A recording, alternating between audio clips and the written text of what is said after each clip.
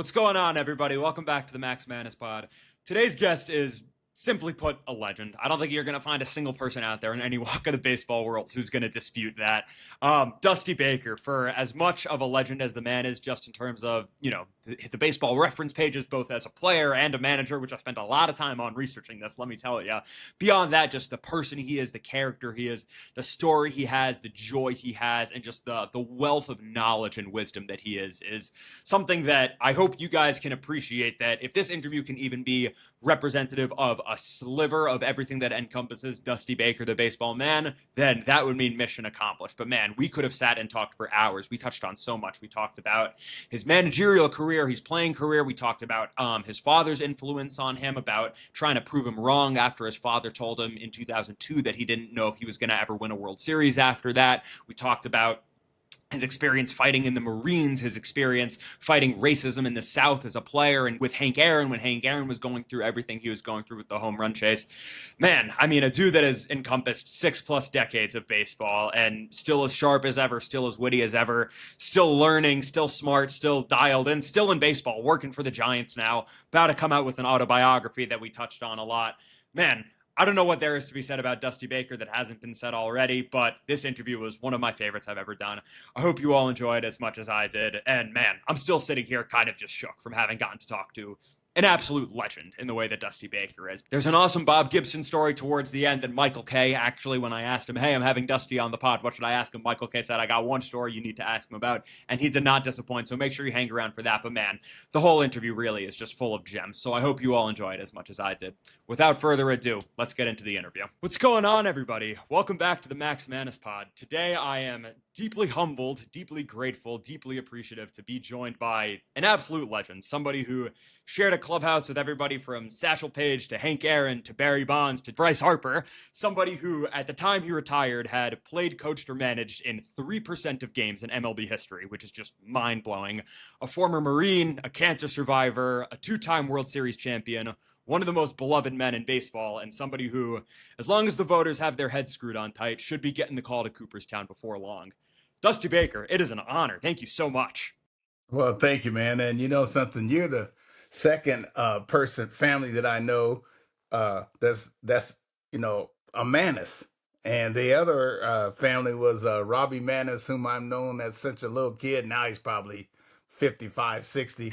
But it was in Toronto. Are you from Toronto, I am or are not, your but now folks that you from mention it, we'll Toronto? have to do some digging. We'll have to Yeah, get in the archives and see if we can find yeah, anything. that's right. There you go. Awesome. Well, Dusty, I really appreciate you taking the time. Dusty, I will start you off with the question that I start off all my guests with, and I don't know how many people have 6+ decades of experience and can speak to this better than you can. So, Dusty Baker, why do you love baseball? Well, I really didn't love baseball in the beginning. I really love basketball. And but my parents got separated and divorced my senior year of high school. So the economics spoke, so the wheel were off. I'm the oldest of five. And baseball is something that I thought would, give me longevity, help my folks, help my brothers and sisters who coming up behind me to go to college. And and then when I hurt my knee playing basketball right after I got traded to the Dodgers, from the Braves, then I fell in love with baseball because it was almost taken from me. And so I really didn't appreciate actually what I had. I was good at it, and I loved playing it. But I really loved baseball, and it was a great way to make a living. Like I said, I've helped my family. I've helped a lot of young men and women along the way, and it's presented opportunities that I wouldn't have had. Probably doing anything else. And it didn't start out. I didn't want to do. I didn't want to do 5 or 6 decades when I started out. But sometimes God has a different plan for you than you have for yourself. And so things I was sort of chosen to do this and chosen to be a coach and a manager, and chosen for me. And whenever things I've learned through trial and error and through hook or crook or being hard headed, that if certain things are chosen for you, or you're chosen to do certain things, that you should adhere to the what your calling is. And but for a long time, I really didn't want to hear it. So I was really blessed to be in baseball. As long as I was in baseball. Yeah, when I was doing research for this, I was digging through so many articles and interviews and everything over the years, and I know you have an autobiography coming out soon that we're going to get to later, but it was so interesting to me because it seems like whole books could be written on Dusty Baker and music, Dusty Baker and religion, spirituality, Dusty Baker and wine, food, all of these things. Like, you're a man of passion, you're a man of culture, and I'm curious because there's a lot of people who could spend even 10% of the amount of time that you spent in baseball and get burnt out and say, man, there's bigger and better things out there. I don't want to dedicate my life to this. But there's something that kept you coming back, clearly. So I guess, what is it about baseball that had that gravitational pull for you, that had that passion that stood out even among all those other things that really spoke to you? Well, I mean, first and foremost, it was competition. And I've been in business. I've done a whole bunch of things in life, but it's hard to get that adrenaline rush and passion that you get in the ball game. The thrill of beating a guy on the other side, or him, beating me, and me having to recover, my feelings and instincts, from losses. And so it's a great um, analogy of life. You're up, you're down, you're in, you're out. Things are great on Monday and then they're terrible on Tuesday, and you're a hero on Wednesday with the goat on Thursday. And so it's much like life because it's a daily game. Football's once a week, even though you practice every day. Basketball's 2 or 3 times a week, but baseball is the most like life of almost any sport that I played or been associated with. Yeah, totally. That feeds perfectly into what I wanted to focus on a lot, which is, I'm curious how the way that you watch baseball now compared to when you were a manager, compared to when you were a player, all these different eras of your life. I'm guessing, I know you're working with the Giants now. I don't know if if it scratches that competitive itch in the same way when you're in the dugout, but how is what you watch when you watch a baseball game? How is what you watch for different now compared to manager, player, all these other eras of the life that is Dusty Baker? Well, that's a good question. As a player, you're looking at it on a pitcher batter matchup with me being the batter. You're watching to see what kind of move the guy has, or watching to see what kind of arm the catcher has. I watch it in about the same way, but from a different perspective and a different level. As a player, you look at the game in one way, and then as a coach, you're not quite the boss, but you are the assistant, and then when you're the manager, you're the boss. And yeah, when I look at things, I tell people, as a coach, you are like an uncle. Like a player can tell you anything, and you need somebody that you can talk to. And as a manager, you're kind of like you're like the dad. The dad says you can tell me anything. You know what I mean? But you're like, well, I don't really, I don't really think I'm gonna get in trouble. You know what I mean? But and so and so you look at things a little differently. I've learned along the way that I've had some outstanding coaches. And some outstanding managers that I've played for and managed with, and some I've learned how not to be, and there are others that have taught me how to be. Which is as important sometimes as how not to be. And when I was a player, there were times when I was called out in front of everybody and embarrassed. And I said, well, if I'm ever in that position, I would never. I hope I would remember not to do certain things that I know that I didn't like. And so, I think it's important, and I think a lot of the coaches and managers are missing out on some things, some very, very life lessons by not being, able to play at a high level. Sometimes you forget. I mean, everybody doesn't have to play in the big leagues or at the high level, but it certainly helps because then you can relate to almost every situation. You can relate to a ball going between your legs. You can relate to being a hero in the ninth inning, making a great catch or hitting the ball out of the ballpark, or like I said, letting in a winning run, which I still have a couple of instances that I'll never ever forget. Letting in the winning run late in the game, and so with these things happening, good and bad, then that helps you relate to the player on a daily level. Yeah, that's some one thing that I try to do a lot just as a young person in the baseball world is just try to meet as many people as possible and just soak up information, knowledge, because everybody that's got, a good head on their shoulders has told me, anybody who's gotten somewhere is a product of everybody that helped them, get where Correct. they are. So Yep. in your experience, who are the people and what are the stories that you think were most crucial and most foundational to, bringing Dusty Baker to where he is today? Well, I have a lot of people along the way. My mom and dad, and in sports, namely my dad. He was my little league coach, and Bobby Bonds, Barry's father's little league coach in Riverside, California. And so I learned some valuable lessons from him. I had a couple coaches in high school that were outstanding. Mr. McCullough, my basketball coach.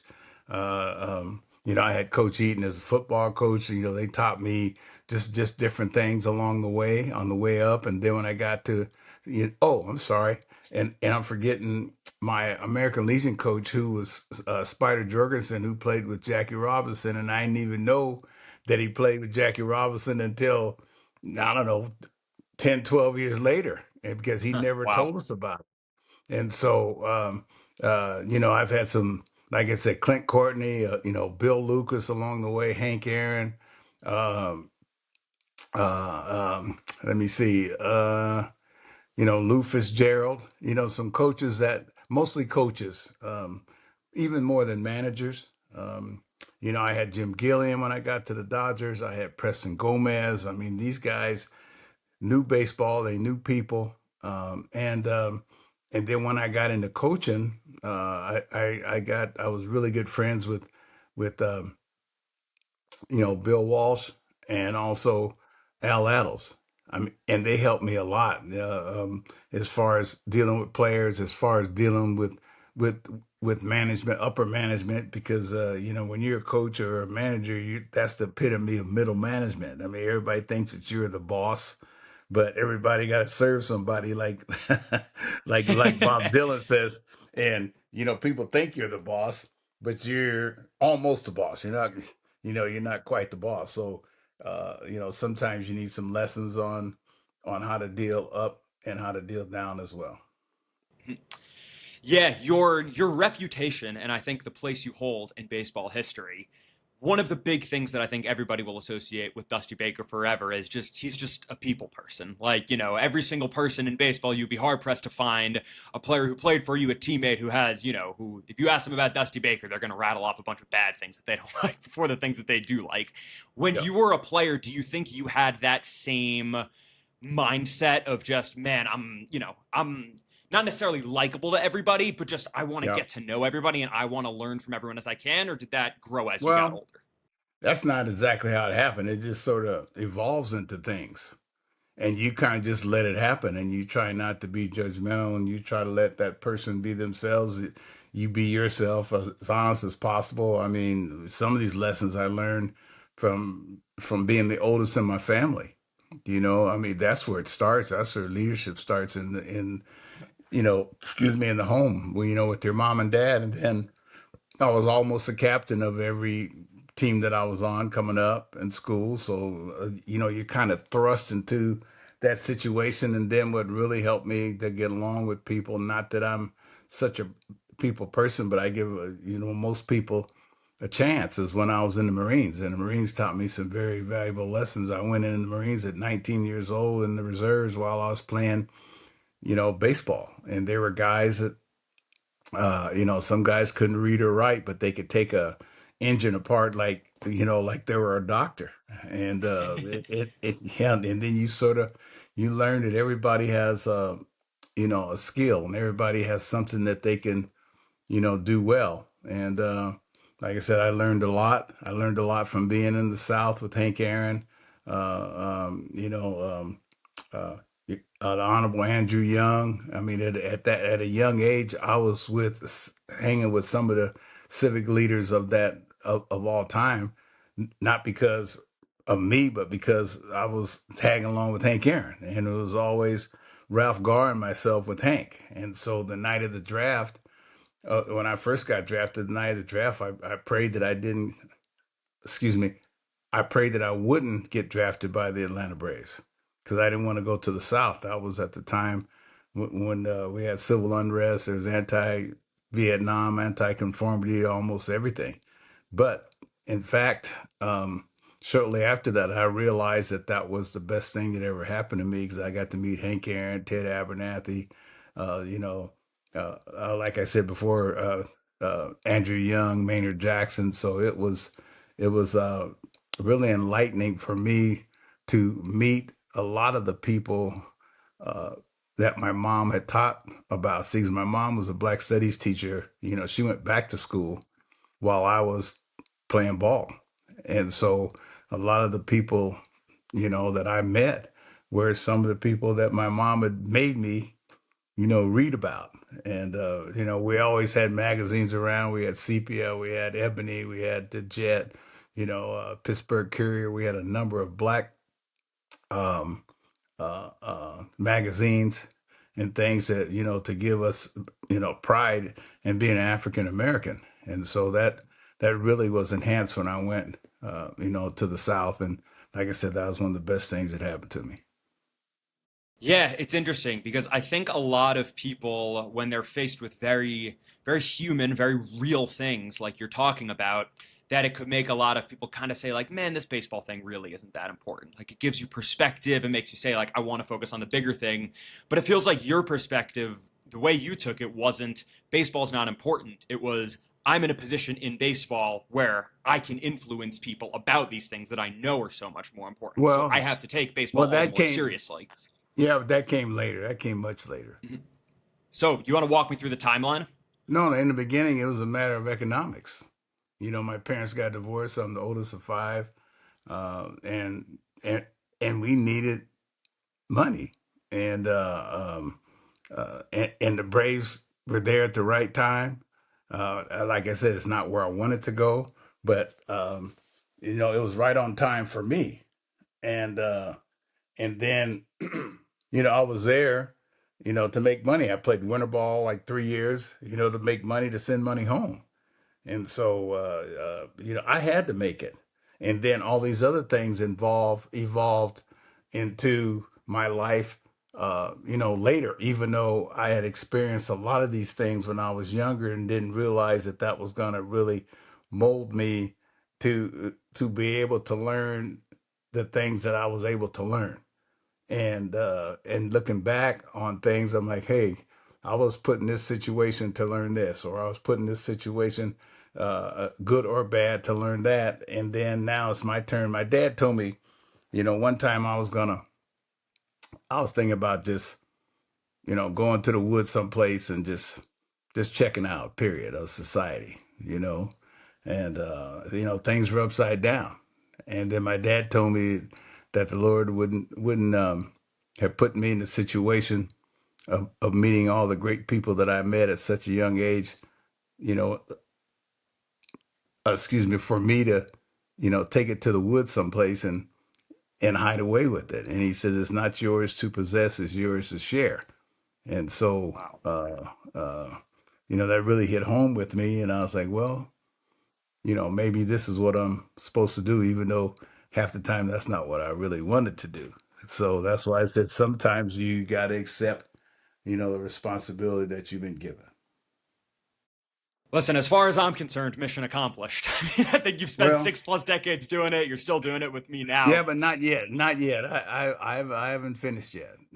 Sometimes I still wonder, I mean, what was my real calling? What was I, supposed to accomplish? And maybe that's why I'm still alive. Um, because I have some more things to do. I've survived like prostate cancer. I've survived, heart failure, stroke. I'm on my second pacemaker. And so, I'm still here for a reason. And I think about these things, excuse me, especially when I just came from Providence, Rhode Island, at Davy Lopes' funeral. My teammate, my good friend, and the godfather of my daughter. And so when I see all the people that I have met and all the great people along the way, um, that have passed, and they're passing every day. And so it's like, hey man, we better take as much of this knowledge and wisdom that's been given to all of us, and hopefully, pass it on to somebody else. Yeah, with how much you care about not only soaking up that information but sharing it, I'm curious, like somebody who's been, watched half of baseball history, at least probably more than that. When you sit here now, like what are you still learning about baseball? What are you still curious about? Just the cat and mouse game that the managers play, also the cat and mouse game that the batter and the pitcher play. Uh, you know, in some ways the game has improved. In some ways the game has gotten worse. When I watch games, I see the guys are bigger and stronger, but I see, you know, uh, sometimes I see bad base running, and that kind of like, uh, and there are probably guys that watch me play, or watch my generation play, that were like, oh man, that's a bad play.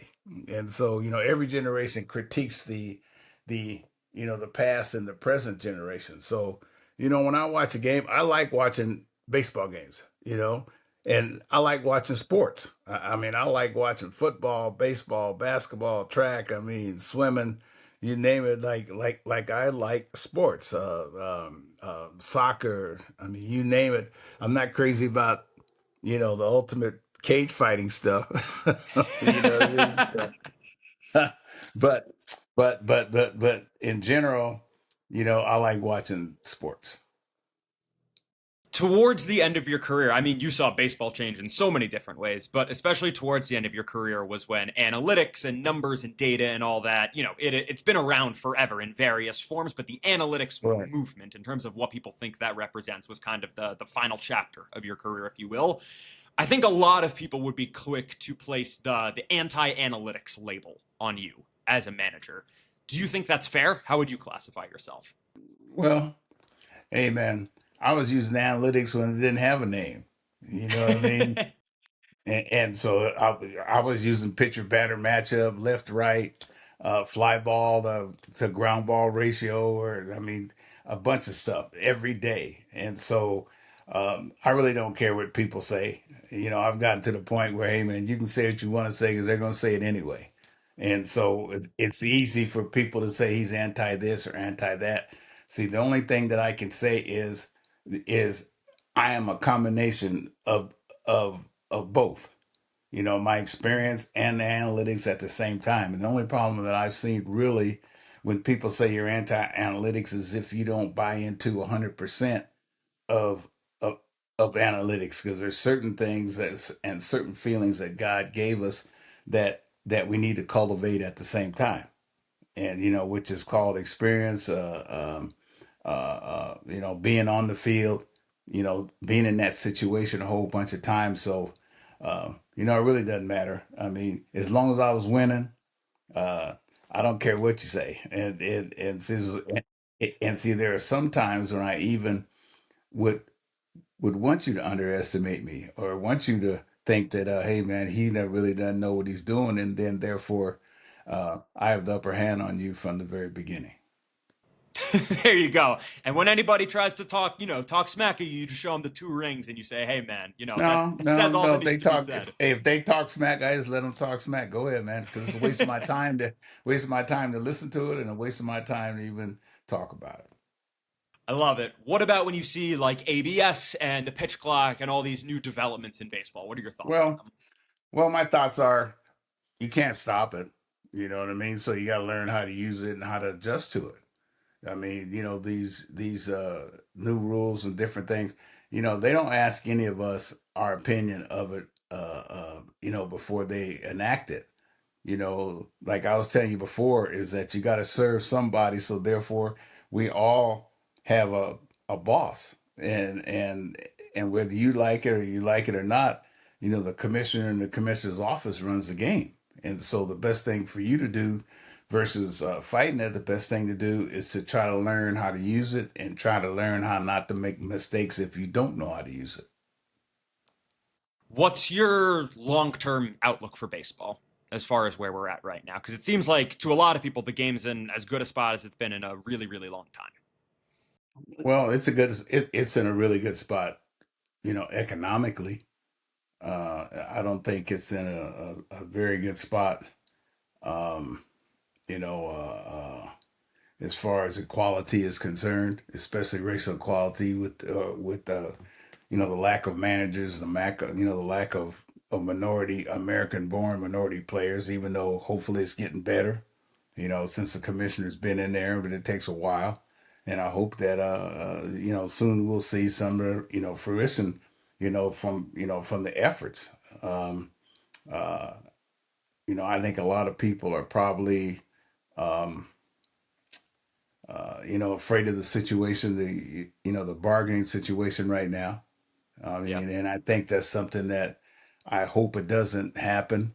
I hope that there's not a strike, or hope there's a lockout. Not a lockout, because from my very first year in the big leagues, my first full year, 1972, we had a strike in my first full year. I've been in every strike that there is. and and and it's not a pleasant situation for anybody, so it's tough on the towns, it's tough on the players, it's tough on their families, it's tough on ownership, it's tough on hotels, restaurants. I mean, I'm just hoping that they work something out and that we don't have another work stoppage. Yeah, I think we're all with you. I want to talk to you a little bit about the 2022 Astros specifically. Mhm. I'm curious when you finally, you're chasing that elusive ring as a manager for 3 decades, so many different teams, so close, different things don't shake your way. When you finally win that World Series and the final out is recorded, how much of you is celebrating the 2022 Astros? Hey, we did it, we got the ring in the moment, versus how much of you is looking back on the past 3 decades as an entirety and saying, holy moly, all these years we did it. Well, I try not to look back too much because you can't bring it forward with you. I mean, you try to learn from it.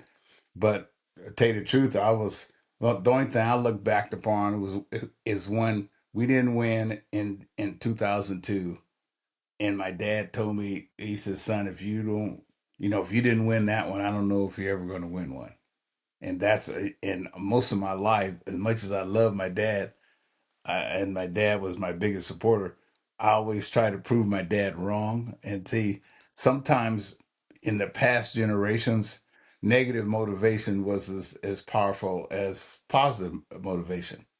But nowadays, negative motivation doesn't work. Yeah. I mean, because negative motivation now, a kid will quit on you instead of saying, "Hey, man, I'll show that guy." And so that was what was in my mind. And then I started thinking about number two because I wanted to win back to back, and the last time has been back to back with the Yankees. And then the before that, the back to backs were the Oakland A's, and before that. Well, after that, I was thinking about Cito Gaston because Cito was one of the guys that took care of me when I was 18 years old with the Braves. And so, Wow.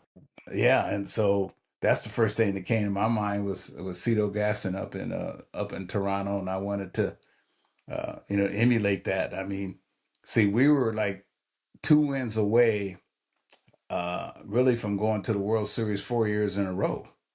And Yeah. yeah, I mean, we went to two World Series and then the seventh game of the ALCS. And so, these are some of the things that you think about.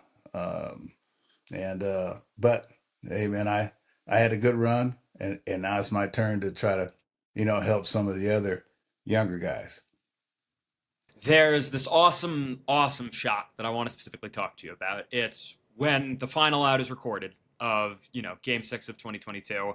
It's a fly ball to right field. Kyle Tucker catches the final out, and there's a camera shot of you surrounded by your whole Astros coaching staff in the dugout. And as soon as the ball goes in the air, everybody's celebrating around you. Everybody's going nuts, except for you, because you're watching the ball in the air to make sure. And before you do anything, you grab your scorecard and you write the last little F9, because I'm assuming, I mean, you can tell me, but I'm assuming it's because in your head you're a baseball guy, and hey, what's got to be done has got to be done. But Yeah. I guess, what do you think that says about like the baseball life that you've lived? Because I think there's a lot of people that would classify themselves as even baseball lifers, maybe not to your extent, but baseball lifers in their own way, that they would say, man, I'll get the scorecard later. We just won the World Series.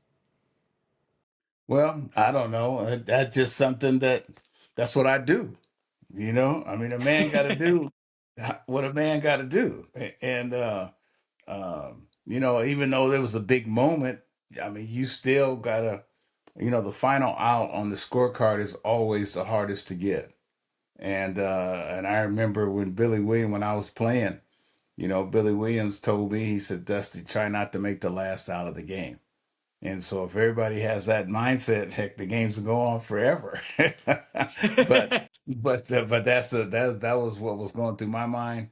Right away, I was thinking God for the situation, and I was thinking, my dad, because sometimes I'd get in a tight situation, and I'd say, hey, I said, JR, give me your slider right now to strike this guy out. Or I'd say, like, Willie Stargell, I mean, all the greats that are in heaven right now. I mean, sometimes, I'd say, Dad, I don't know what to do. You got to tell me what to do right now. Because sometimes you're at a crossroads when you really uh, aren't sure. You know what I mean? And you're only as good as your players that perform for you. It was a lot easier as a player because I had you know, you know, more of a direct outcome of the situation. But as a manager or a coach, I'm at the mercy of if the players perform or not. And if they perform, I'm great. And if the players don't perform, I don't know what I'm doing. So, so that's like driving a car to the airport and you're late. uh, I'd rather drive than be on the passenger side. You know what I mean? So, I hear uh, it. yeah, and so maybe it's just a situation where I like being a driver. How much did you think about the Hall of Fame at various points in your career? Did you think about it more as you were chasing that ring and after you got it? No, no, no. I don't think I would ever tell you the truth. No, I'm serious. It's other people that think of it. I didn't even know where I was on the all-time list until I was in Cincinnati and I started moving up. And Rick Stowe, the clubhouse guy, he's the first guy that told me, he said, Dusty, you're like number 20 or you're number 15 or whatever the number was. Yeah. And so I start keeping the scorecard from as I was moving up the list of the game that I surpassed somebody. And so, but that was because Rick Stowe, the clubhouse guy, made me aware of it. And so, um, I don't think about it too much in the Hall of Fame, and especially after, Bill Belichick didn't get in the Hall of Fame. Well, that means nobody's safe. Yeah. With the way I look at it, because this guy, I mean, you name somebody that's done a better job than him. So therefore, in order to guard from being disappointed, you you just keep living your life, and if it happens, I'm happy, and if it doesn't happen, if it doesn't happen, yeah, you'll be disappointed. But hey, I've been disappointed before. Do you let yourself put any kind of thought into like, what cap would I wear on my Hall of Fame plaque? All those kinds of conversations, or is that like, hey No, man, we get there when we get there? yeah, yeah, we'll get there when we get there. I mean, certain people in my family like, oh, you got to wear this one, or you got to do this or do that. And I mean, like I said, I'm trying to live my life and try to enjoy my life now, especially for the now. I'm preparing for the future. Hopefully, I'm learning from the past, but you live your life in the present. And like I said, I'm 77 years old, and every day is a gift. Every day, that I see my buddies checking out, and just like the other day, Garrett Anderson, this guy, man, he played for me, and in the fall league at my very first managing job, and it Wow. was him, Troy Percival, Eduardo Perez, from different organizations, and I was the manager. Damian Easley. I mean, I had some, and now when you see a young man that's passed over, that was extremely young when you met him, it just makes you realize that you have to you have to seize the day, carpe diem. You have to enjoy the now, because tomorrow is not promised to anybody. Yeah, I'm sure this is something that is touched on a ton in your book, but there's so many stories of all these people that you call, like your godsons and all these people that you've taken under your wing over the years. And one of them, I would be remiss if I didn't give him a big shout out and big thank you, Yoni Murnick, who's a very, very close mentor of mine, someone that I speak to a whole ton. And Yeah, you've known him since well before he was a big deal in the media world. He does awesome work at Boardroom, which is Kevin Durant and Rich Kleiman's media company. And like me, he's a religious Jew, an Orthodox Jew, in a space that doesn't necessarily have a ton of people like that are outwardly representing that. right. And the first time I met him, one of the first things he said to me was, "Dusty Baker and I are like that. Dusty Baker is my guy." So I want to give you the floor. Is there anything you want to speak to let the people know about your relationship with Yoni, all these Yeah, other godsons and people over the years? The floor is yeah. yours. Well, I got a bunch of sons. I mean, they're not my real sons, but they're my sons. And I was always somebody's son, whether it was an older lady in Greenwood, South Carolina, or people would always take care of me. So that's what I tried. I met Yoni at as in Toronto, and he was by the dugout. And I think he might have been 10, 12 years old. Then I ended up meeting his parents, and then one thing led to another, and then he started staying in contact with me. He was having trouble getting a job. I told him, "Hey, you got to stay positive, stay focused." He ends up getting one of the best jobs in the world, through perseverance, and belief. And you talk about him being Orthodox, and I'm really proud of how disciplined he is. And one of the funny stories, he came to see me in Cincinnati. He might have been, I don't know, 25 maybe. So I don't know how old Yoni is now. How old is he, like 40? Is he 40 yet?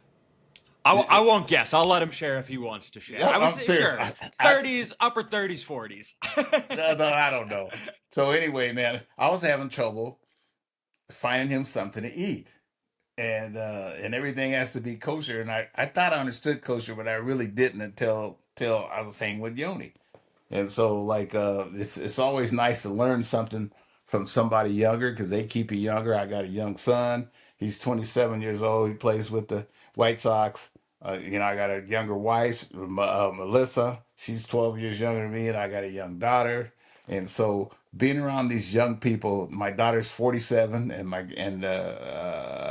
my two grandsons are 4 and 6. And so, being around all these young people, they keep you young, and they keep you young, in your mind and your outlook on life, which I think has really helped me to get along, with different people from different generations. And so I just want to thank the young people, in my life, as probably as much as they want to thank me.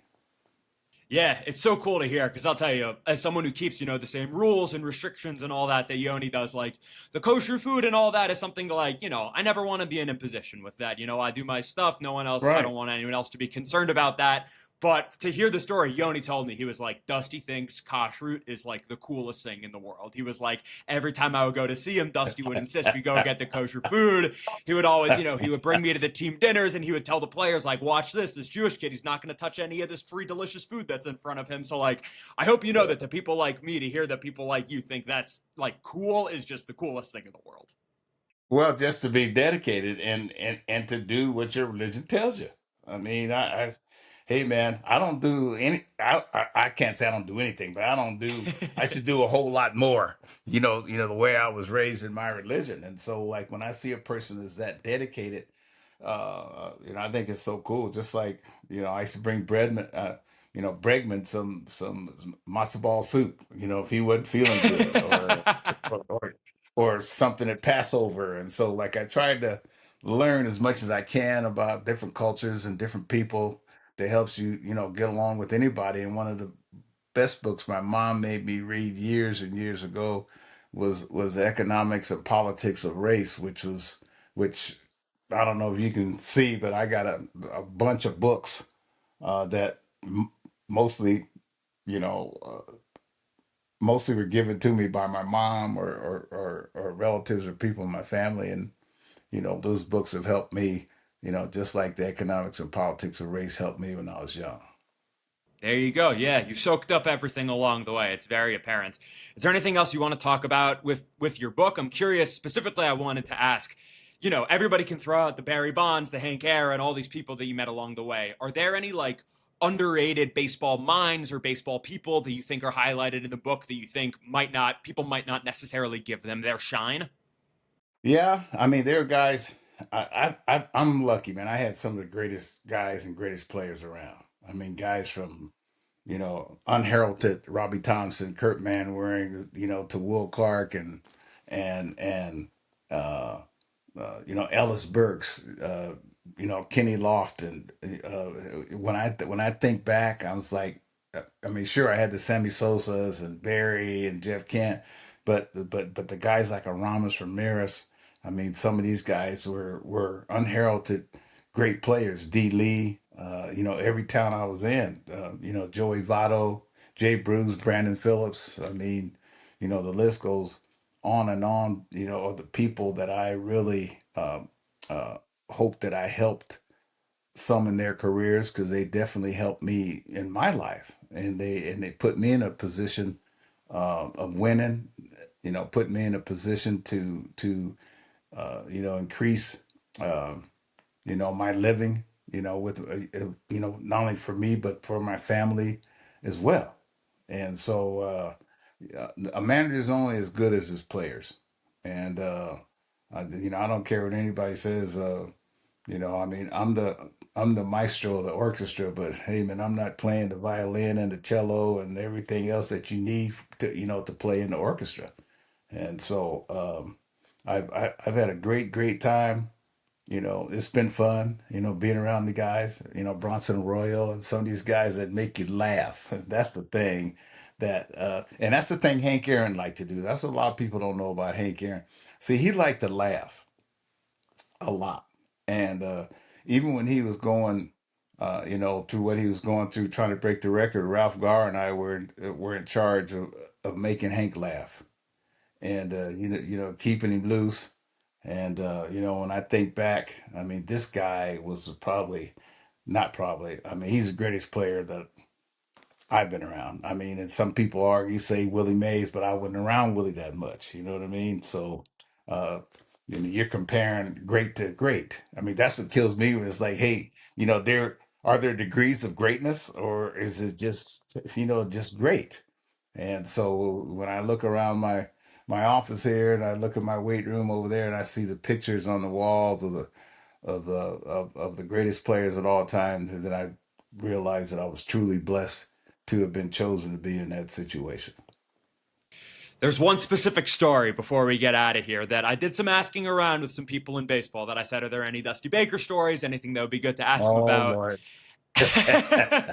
And someone Here we said, you go. gotta ask Dusty about the story with him and his wife with Bob Gibson at a restaurant. Can you give that story to the Yeah. people? Well, I was in well, there's a couple times. Yeah, the first time I had just met Bob Gibson with Hank Aaron and Lou Brock, and we were at Don Clendenin's mother's restaurant in Atlanta. And so Bob Gibson beat us that night, 1-0, and he hit a home run, and it beat us 1-0. So we went out. I went with Hank, and so I was introducing, my newly, my bride, because I was newly married. I was 23, 24 years old. So Lou Brock says, "Hey, Mrs. Baker, how you doing? Nice to meet you." And I said, "Mr. Gibson, this is my wife, Harriet." Yeah, and he says, "Nice to meet you." And so now I told him, "Good game, Mr. Gibson." He told me, "Leave that shit at the ballpark."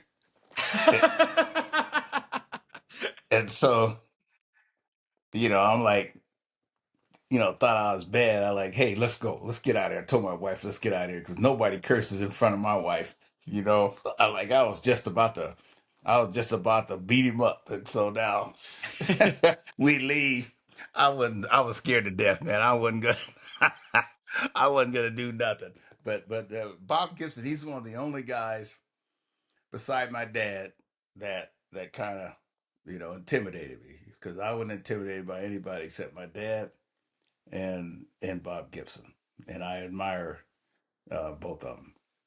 Yeah, I believe it. Before we get out, are there any other stories from the book or just from life that you think, I guess, any stories that you wish you got to tell more to people that you feel people don't ask you enough about in that ilk?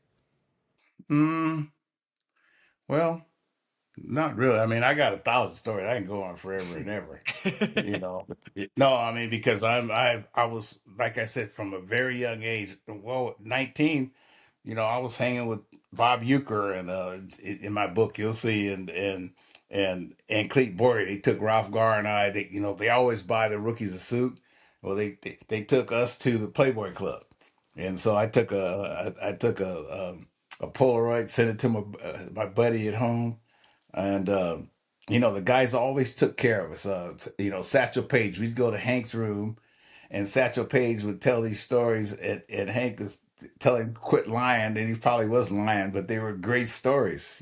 Just hanging out with the fellas. I mean, hanging out with guys that I had just watched a year or two in the past on TV, and Hank Aaron used to tell me, one time I was gawking at Roberto Clemente. He was stretching over there. He told me quit gawking at him. He says, you want to meet him? I said, yes, sir. And he says, well, don't be gawking at any of these guys because you're going to have to hit them. You're going to have to catch their balls and you're going to have to throw them out. He says, you respect them, but he says, you're not going to feel that you belong in the big leagues. I mean, until you accept the fact that you're in the big leagues. And the hardest thing to do is to accept that now maybe I'm a big leaguer because how many kids reach their lifetime goal and dreams at 23, 24, 25? I mean, in the business world, or if you're a doctor or whatever, you're not going to reach your goal till you're 40, 45 years old sometime. And so, these kids are reaching it younger and younger. I mean, 19 years old or 20 years old, a kid that they just signed with, with the Pirates. I mean, now what? Now what you got to do? You got to set your sights on a new goal, and you can't have money as your ultimate goal because what happens when you get the money? So, you I really like talking to these kids about goal setting and about being appreciative of what you have and where you are at this point in time in your life. Dusty, this has been a blast. Thank you for all the insight. Thank you for all the laughs. Thank you for all the history you've shared. What do the people need to know about the book? Give them the title, where they can get it. What do they need to know? Well, it's not out yet, but it's coming out in June. It's coming out. That they can get it on Amazon, and it's called Crossroads. Then there were times in my life when I was at a crossroads, and my dad used to always say, when you get to the crossroads, if you don't know which way to go, take the road to the right. And I can name you at least 3 or 4 times when I was in the mountains, and I was at the fork in the road, or I was in the swamp. I was fishing down in Louisiana, and there was a fork in the road. And if I had taken the wrong road, I could have been out there all night just going in a circle. And so, most of us are gonna not not most of us, all of us are gonna come to that crossroads at some point in time. And I even, being a blues man, Robert Johnson, when he was fighting, the devil for his soul, I went to the crossroads with Elvin Bishop, uh, which is also in the book, at the Blues Awards in Memphis, and we went to uh, the crossroads. And I got out of the car, and supposedly, I'm glad it wasn't dark because I might have been scared to death. Because it was out in the middle of nowhere. Trust me, I swear. But we were coming from Morgan Freeman's uh, uh, uh, uh, farm, and we were fishing, And so, like I said, I got a lot of stories, and I just been fortunate to have been able to do a lot of the things that most people don't do. Awesome. Well, if this interview is any indication, if this is even a sliver of the stories and the wisdom that are shared in that book, then I'm sure it is more than a worthwhile purchase. Everyone's got to check Yeah. it out. Dusty Baker, really, really, thank you so much for joining me and giving me so much of your time today. All right, man. I'll see you down the road.